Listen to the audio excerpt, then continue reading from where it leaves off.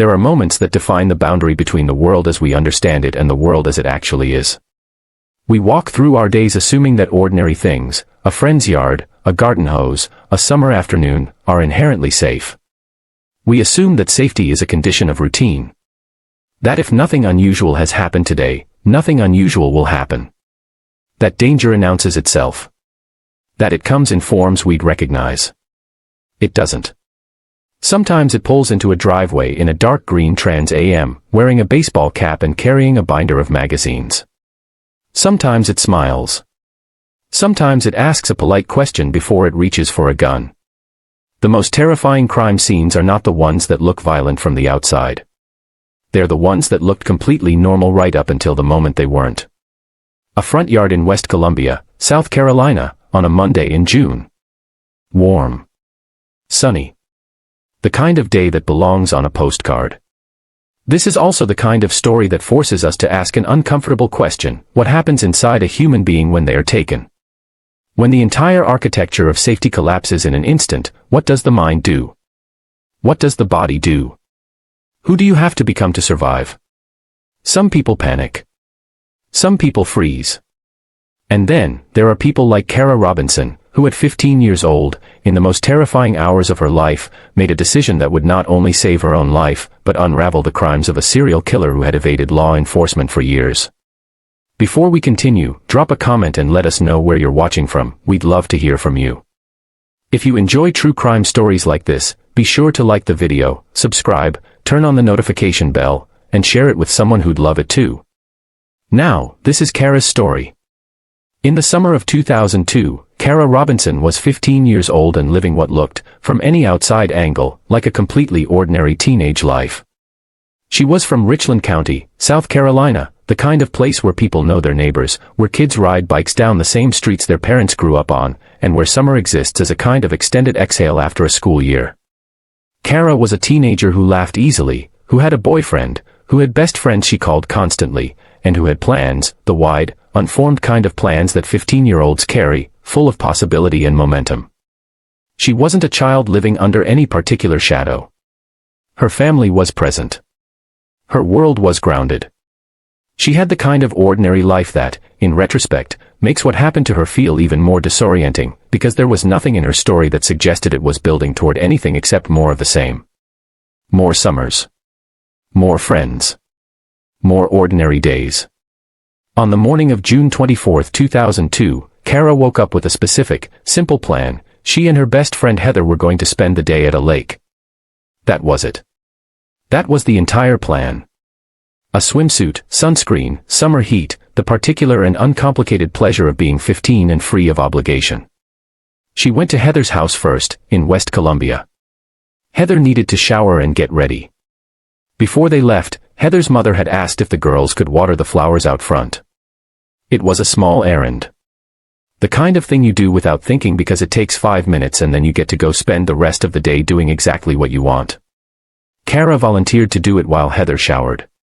She went outside with the hose, into the warm June morning, and she began to water the flowers in her friend's front yard. That is the last ordinary moment in this story. She noticed the car before anything else happened.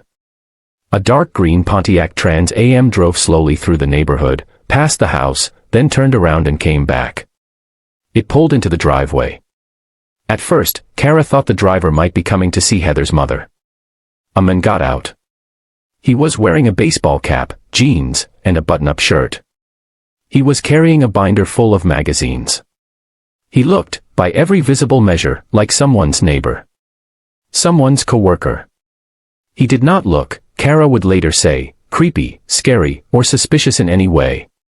He walked toward her and asked who owned the home. "This isn't my house," she told him. "This is my friend's house." He asked if her friend's parents were home. "No," Kara said. "Her mom's not home right now." And something shifted in him. Something behind his expression recalibrated. He leaned toward her, and she felt it. Not a thought, exactly. More like an animal reflex. A red flag, she would later describe it, rising up somewhere beneath conscious reasoning. But before that instinct could become an action, he pulled out a gun and pressed it against the side of her neck.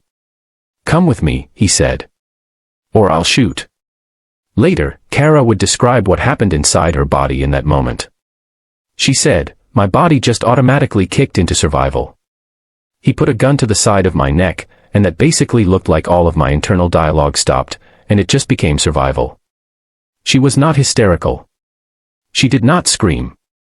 Her mind, in the space of a heartbeat, did something remarkable. It shifted from the register of normal life into something older, quieter, and far more focused. She did what he told her to do. He forced her into a large plastic storage container, a Rubbermaid bin, in the back seat of his car. He gagged her mouth. He drove. Kara Robinson was gone. Back inside the house, Heather finished her shower and came outside expecting to find her friend still watering flowers. The yard was empty. The hose was still running. There was no sign of a struggle. No scream had been heard. The dark green Trans Am was gone. Heather had no idea what to think. At first, it may have seemed like a confusion. A misunderstanding. Kids that age sometimes drift between houses without announcement. But something felt wrong. By mid-afternoon, the family had reached out to Kara's parents. Kara had not gone home. Kara had not gone anywhere. By the time the Richland County Sheriff's Department received the report, the case was entered not as an abduction, but as a runaway. A 15-year-old girl, not at home, a summer afternoon. The assumption, before anything else, was the simplest possible one: she left on her own. It was the wrong assumption, and it would have consequences. Kara's parents did not believe their daughter had run away. They knew her. They knew that she had been happy, that she had plans for the day, that she had a boyfriend and a best friend and a family she trusted. Parents who know their children know the difference between a girl who runs away and a girl who disappears. The Robinsons knew. And yet, the initial classification stood. While law enforcement proceeded on the assumption that Kara was somewhere of her own choosing, Kara was in the back of a car, folded inside a plastic container, memorizing the sound of the road beneath her. She noted the turns he made. She noticed which radio station was playing. She memorized the serial number printed on the inside of the bin she was locked in. These were not calculated decisions, exactly, they were a form of resistance that emerged organically from the part of her that refused, even in those first helpless minutes, to be only a victim. He drove for several minutes and then arrived at his apartment. The man, who would be identified later as Richard Evonitz, 38 years old, lived in a Columbia apartment he shared with his wife, Hope, who was at that moment on vacation at Walt Disney World with his mother. He dragged the container up the driveway and carried it inside. When Evonitz removed the lid of the bin, Kara began studying everything around her with the concentrated, quiet intensity of someone assembling a file. She looked at the apartment's layout. She studied the magnets on the refrigerator, a dentist's name, a doctor's name. She read the mail. She looked at the cages on the shelves, small lizards and fish. She noted a hairbrush in the bathroom with long red hair in it. Feminine hygiene products. 2 toothbrushes. Someone else lived here. She asked him questions. She offered to help him sweep the kitchen. She made conversation. She later described this survival instinct with a clarity that stops you cold: gather information. Wait for him to be complacent. Escape. 3 words. 3 steps. Said easily, lived in terror. Evonitz, meanwhile, behaved with a particular psychological cruelty that is worth understanding, because it says something important about what kind of man he was. He made Kara watch the evening news with him that night. The newscasters did not mention her abduction. There was nothing. No alert. No missing girl from West Columbia. No one's looking for you, he told her. He told her that even if she escaped, she would forever be known as the girl who got raped. He was trying to dismantle her internally while holding her captive physically. He wanted her broken, not just physically subdued. He was wrong about what she was. At some point that night, Evonitz drugged Kara with a combination of Valium and marijuana. He restrained her with handcuffs and tied one of her legs to the foot of the bed with rope. He fell asleep beside her. He believed she was incapacitated. He believed the restraints held. He believed the 2 dead bolts and the metal accordion closet door blocking the apartment's main exit were sufficient. He underestimated her completely. In the early hours of June 25, 2002, as dawn began to press against the windows of the apartment, Kara Robinson woke up. Evonitz was asleep, breathing slowly. Her hands were cuffed. Her leg was bound. The room was quiet. She began to work. Using her teeth, she maneuvered her way out of the handcuffs, freeing one hand, then the other. She unfastened the leather restraint at the foot of the bed. She moved silently across the apartment.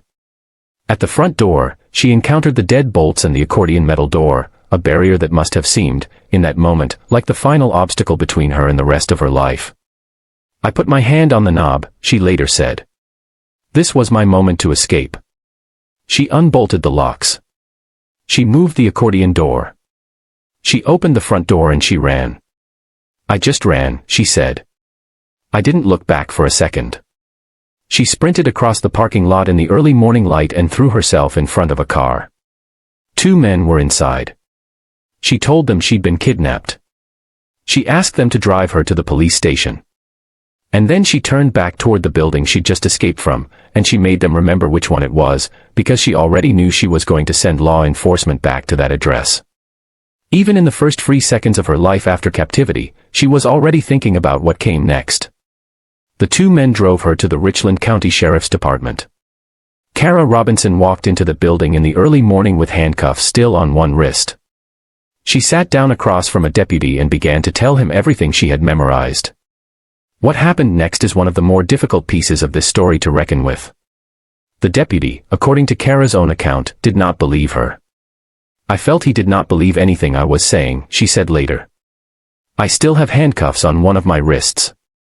It was pretty infuriating.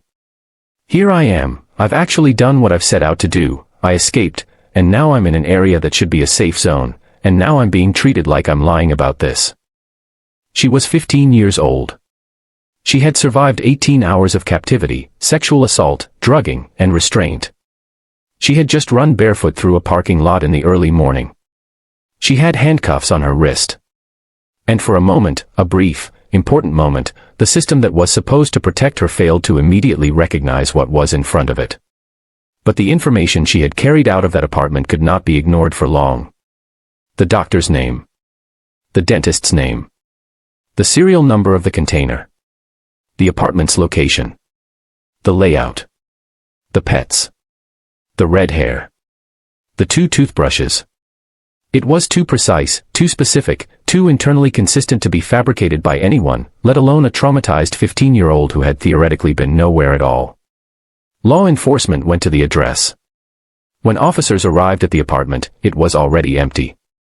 Evonitz had seen the morning news. He had seen Kara Robinson's name, the girl who, it turned out, very much had been reported missing, despite what he'd told her. And he had run. But what he left behind would change everything. Inside the apartment, investigators found exactly what Kara had described, the layout, the pets, the details that confirmed she had been there. But then they found something else. Something that shifted the entire character of this investigation in an instant. Newspaper clippings. Evonitz had saved them. He had kept them, organized and preserved, clippings from stories about 3 girls who had disappeared in Spotsylvania County, Virginia, years earlier. Sofia Silva, 16 years old. Abducted from the front steps of her house on September 9, 1996. Her body was found weeks later in a pond. The case had gone cold. Kristen Lisk, 15 years old. And her younger sister Katie Lisk, 12. Abducted from their home on May 1, 1997. Their bodies were found 5 days later in a river. Also cold. 3 girls. 3 open cases. And a man named Richard Evonitz had kept newspaper clippings about all of them in his apartment. Then came the forensic connection that confirmed what the clippings implied. Investigators recovered fibers from the furry handcuffs that Evonitz had used to restrain Kara Robinson. Those fibers were a match to fibers found on the bodies of Sofia Silva, Kristen Lisk, and Katie Lisk. Richland County Sheriff Leon Lott made a statement that has stayed in the public record. At that point, bells really went off in our heads that we just didn't have a kidnapping of Kara Robinson. This was something else. This was actually a serial killer. The men who had approached a teenage girl watering flowers in a front yard, who had gone to work every day, who had been awarded the Navy Good Conduct Medal, who had been married twice to young women who apparently had no idea what lived inside him. That man was the key to 3 murders that families had been grieving for years without answers. His name was Richard Mark Edward Evonitz. He was born on July 29, 1963, in Columbia, South Carolina, the same city, in many ways, where this story ends. He was the eldest of 3 siblings in a home that, by most accounts, was defined more by instability than by anything else.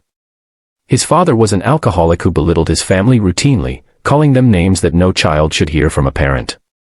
His parents separated multiple times before officially divorcing in 1985. It was not a household that taught a child how to feel safe or how to treat other people as fully human.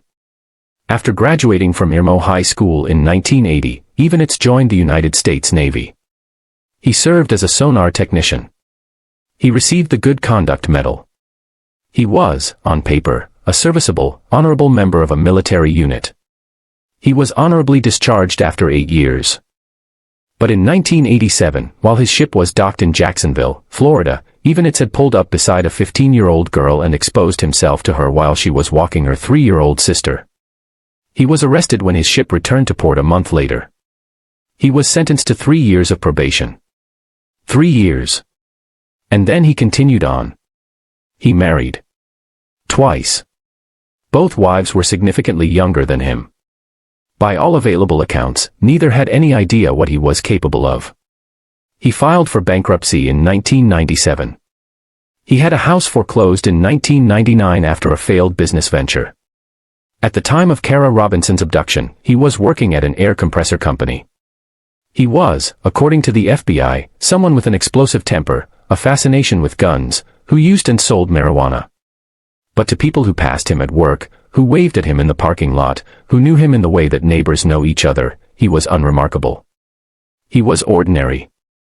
That is the most disturbing part of this kind of story. Not the violence, exactly, but the gap between what is visible and what is real. On June 27, 2002, 2 days after Kara escaped and 1 day after authorities had determined from the evidence in his apartment that he was a wanted man, Evonitz called his sister, Jennifer. He told her he had committed more crimes than he can remember. He asked her to meet him at an IHOP in Jacksonville, Florida. Jennifer Evonitz did not go to the IHOP. She called the police.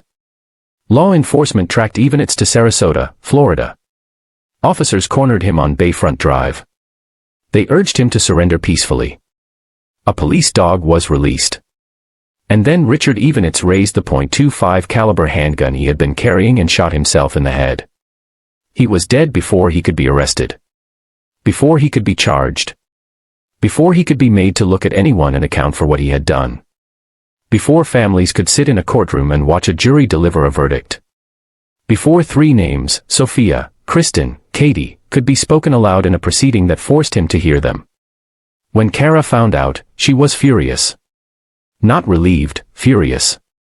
"I was really, really angry," she said. "I just wanted him to sit across from me and look in my eyes and know that picking me was the greatest mistake he ever made." She had wanted to face him.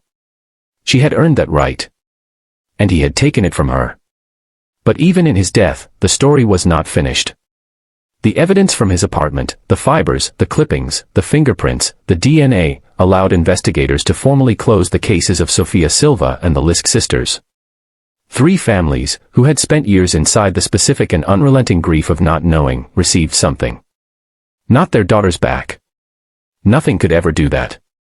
But answers. Confirmation. The ability, finally, to know. And inside Evonitz's apartment, investigators found something else that sent a chill through everyone who saw it. There were notes. Handwritten notes, with the home addresses of 2 other young girls. Physical descriptions. Details that suggested he was already planning, already watching, already choosing. 2 more families who never knew, until that day, that they had been in the field of his attention. The FBI released an alert in 2007 asking law enforcement agencies across the country to review their unsolved abductions, rapes, and murders for potential links to Evonitz. His confessional call to his sister, "More crimes than he can remember," suggested that the 3 confirmed murders may have been only the ones law enforcement knew about. The full scope of what he had done may never be known. In the aftermath, Kara Robinson did something that no script could have anticipated. She didn't retreat from the world that had failed to protect her. She walked directly into it.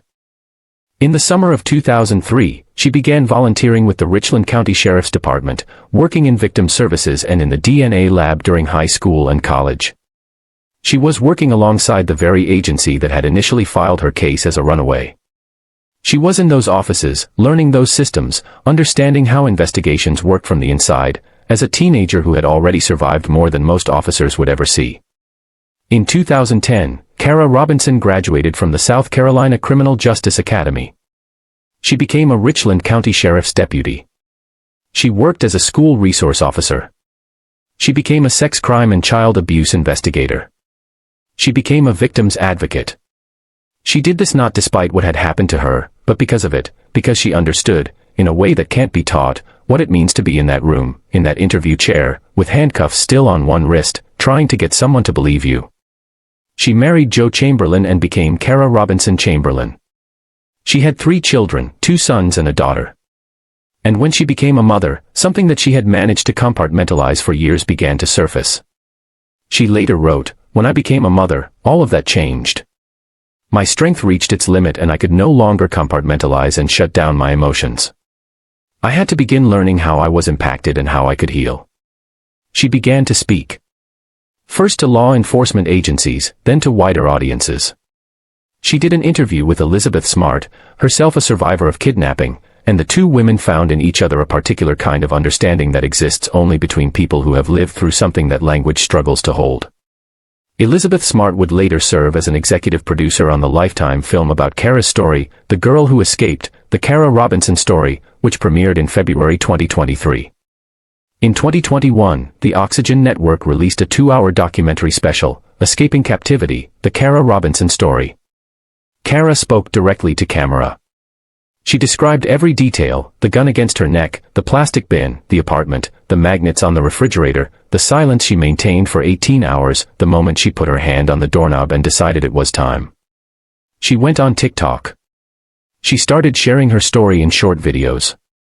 Hundreds of thousands of people watched. Then millions. She told the story plainly, calmly, with humor and honesty and a kind of undefended directness that is rare in public survivors of violent crime. She has nearly 643,000 followers. She has received messages from people telling her that her videos, her voice, her refusal to be defined by what happened to her, gave them the courage to leave situations they'd been trapped in. One message, she has shared publicly, came from a girl who revealed she was being sex trafficked. Kara worked to help her find a way out. "I always knew that what happened to me was something that happened so that I could help other people," Kara has said. "I knew that if I wanted to help people, I needed to tell my story in a way that I was proud of." She is proud of it. Rightfully so. There is a question that runs under this entire story, one that surfaces when you step back and look at all of it together. How does a 15-year-old girl, in the most isolated, helpless, terrifying circumstances imaginable, make the choices Kara Robinson made? How does a person that young develop the composure to memorize a serial number while being assaulted? To read magnets on a refrigerator between moments of violence? To offer to sweep the floor of her captor's kitchen as a survival strategy? Kara has reflected on this at length. "My survival mechanism was a little bit freeze, a little bit fight, but mostly the appease response," she has said, which is to kind of co-regulate this person's nervous system. She did not consciously plan that. Her body found its way toward it. The human will to survive, she has said, cannot be underestimated. It will find a form even when you don't know you're using it. But there is something else, too, something harder to name. Something in Kara Robinson's character, specifically, that does not reduce to instinct. She made a decision, sometime in those 18 hours, that she later articulated with quiet precision. "I decided sometime during those 18 hours, that I would never just be the girl who was raped, and that I also wasn't willing to let this man decide my fate." That is not instinct. That is character. That is the specific, quiet, unbreakable substance of a person who refused to let someone else be the author of her story. Richard Evonitz told her she would forever be known as the girl who got raped. She became a sheriff's deputy, a child abuse investigator, a victim's advocate, a motivational speaker, a mother of 3, and a voice for survivors that reaches millions of people. She became someone who has sat with families of murdered girls and held their grief in her hands with care and honesty. She became someone who has helped victims of trafficking find their way out. She became, in every verifiable sense, the exact opposite of what he told her she would be. There is also something worth sitting with, for a moment, about the 3 girls in Virginia. Sofia Silva never came home from the front steps of her house in 1996. Kristen and Katie Lisk were 12 and 15 years old when they were taken from their home in 1997. For years, their families lived in the worst possible state, knowing their daughters were gone, not knowing why or how or who. Investigations stalled. Years passed. And then a 15-year-old girl watering flowers in a front yard in West Columbia escaped an apartment in the early morning hours and walked into a police station with handcuffs still on her wrist, and gave investigators enough information to close 3 murders in Virginia that had gone cold. Kara has traveled to Virginia to meet those families. She has sat with people who grieve children she never met, and she has offered them the only thing she had to give, the fact that she was there. That she survived. That because she survived, those families have answers now. Following my escape, I was able to go to Virginia and meet with the families of the 3 girls, she has said. And that meant so much to me. What does it mean to carry something like that? To know that your survival wasn't just your own, that it rippled outward into grief you didn't cause, into questions you didn't ask, and gave those families something they had been living without for years. There is no clean word for that. There is no framework that makes it entirely legible. It is simply what happened. Kara Robinson was 15 years old, watering flowers in a friend's front yard on a summer Monday, thinking about a lake. She had a boyfriend and a best friend and a family and a whole architecture of ordinary life. She had plans. Small ones. The kind that don't feel important until you understand what it means when someone takes them from you. A man in a dark green car pulled into the driveway, and the ordinary day ended. But Kara Robinson did not end with it.